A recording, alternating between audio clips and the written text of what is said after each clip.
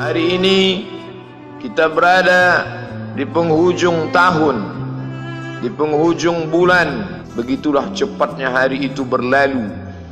Hari berubah menjadi pekan, pekan menjadi bulan, bulan menjadi tahun, tahun menjadi windu, windu berubah menjadi abad. Yang mati hilang, yang dulu hidup kaya, hari ini hanya tinggal kenangan saja. Kemana mereka dulu yang hebat-hebat, bangsawan, para penguasa? Semuanya mati ditelan zaman. Yang tinggal hanya apakah dia orang paling baik, dicatat dengan tinta emas, atau dia orang paling jahat, dihujat, dicaci dan dimaki. Harimau mati meninggalkan belang, gajah mati meninggalkan gading, manusia mati meninggalkan nama. Nama yang baik atau nama yang buruk. Wa tilkal ayyamu nudawiluha bainan nas. Demikianlah hari demi hari kami pergantikan di antara manusia. Untuk apa hari ini dirubah Allah Ta'ala?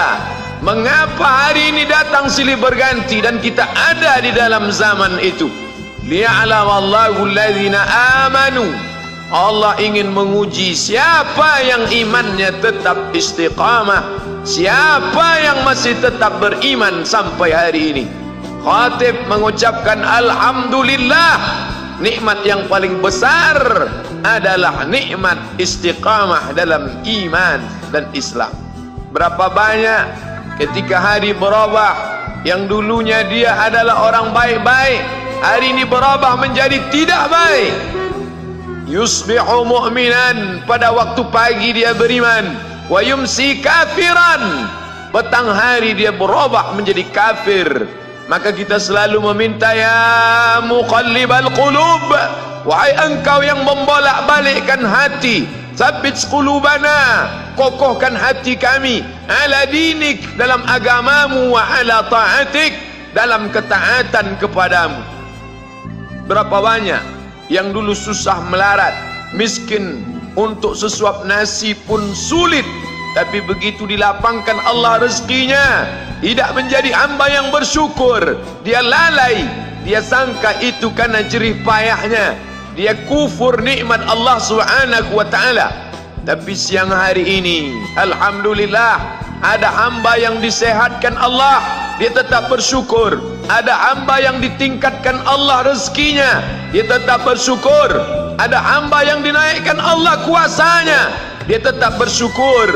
La in syakartum, kalau kamu syukuri nikmat itu, la azidannakum, pasti akan kutambah. Wala in kafartum, tapi ingat, kalau kamu kufur, kamu ingkar, inna azabi lasyadid, azabku amat sangat hebat, amat sangat dahsyat, amat sangat mengerikan. Berapa banyak orang di masa lalu mati dalam azab Allah Subhanahu wa ta'ala. Tapi itulah manusia, diambil dari kata nasya, lupa. Dia tidak pernah ingat apa yang pernah ditimpakan Allah kepada kaum-kaum sebelumnya. Wa ila samud akhahum salihah, kepada kaum Samud diutus Nabi Saleh. Mana mereka sekarang? Punah, musnah, tidak ada lagi di atas muka bumi Allah. Wa ila Madyana akhahum Syu'aiba, kepada kaum Madian diutus Nabi Syu'aib. Mana mereka sekarang? Punah, musnah, tidak ada jejaknya di atas muka bumi. Wa ila Adin akhahum Huda, kepada kaum Ad diutus Nabi Hud. Tidak satu pun ada di atas muka bumi. Tapi orang tetap juga angkuh dan sombong. Memang itulah manusia yang berada di atas muka bumi Allah Subhanahu wa ta'ala. Maka orang-orang yang baik tidak pernah berhenti mengajak kepada kebaikan. Umat ini dikatakan baik bukan karena banyak ibadahnya. Umat ini dikatakan baik bukan karena dia pergi bolak-balik ke kota Makkah Al-Mukarramah untuk haji dan umrah. Allah puji umat ini, kuntum khaira ummah, kalian umat terbaik. Kapan? Bila umat ini disebut umat terbaik? Ta'muruna bil ma'ruf, ketika engkau sanggup mengingatkan saudaramu dalam kebaikan. Pagi ingatkan tentang siang, siang ingatkan tentang petang, petang ingatkan tentang malam, malam ingatkan bahwa esok pagi kita tetap berbuat baik. Wa tanhauna 'anil munkar, larang mereka dari perbuatan mungkar. Maka hari-hari yang sudah kita lewati di masa yang lalu, sanggupkah akan pulang kembali?